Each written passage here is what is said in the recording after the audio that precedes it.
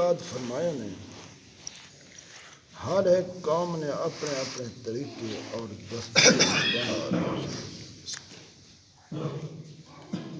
ایک قوم ہے وہ بھیڑیا کھاندی ہے اور وہ معمول بابے ڈاڈے کو کھاندے چلے.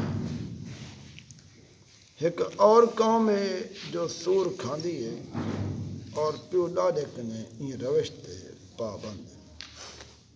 اور ایک لوگن سنت نبی علیہ وآلہ افضل الصلوات آدھے پین ڈاڈے پیو ڈاڈے کو متبع آدھے پین. دیکھو ایک قوم دا رواج ہے جو لڑکا پیدا تھیوے تے 60 روپے دا گوڑ تقسیم کرن اور ختنہ کرن تے 100 روپے دا گوڑ تقسیم کرن.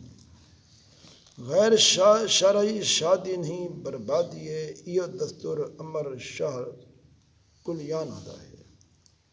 اللہ تبارک و تعالی جل شانہ فرمیندے قل ان کان آباؤکم و ابناؤکم و اخوانکم و ازواجکم و عشیرتکم و اموال اقترفتموها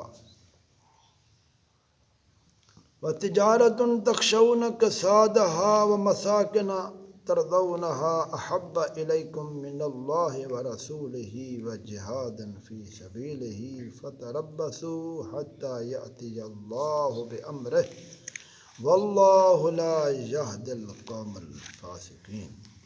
اے نبی محترم تساں فرما دو اگر تہاڈے پیو ڈاڈا تہاڈے بیٹے بیٹیاں تہاڈے بھائی بہنی تہاڈے بیویاں تہاڈے بے رشتے دار تہاڈے اموال جو تساں محنت نال کمائن تہاڈی تجارت کاروبار جندے نقصان دا تکو اندیشہ رہندے او مکانات جن کو تساں پسند کریں دے وے اے سب کچھ تہاکوں اللہ اور اون دے رسول اور اللہ دے راہ وچ جہاد کرن کنے زیادہ عزیز تر ہن.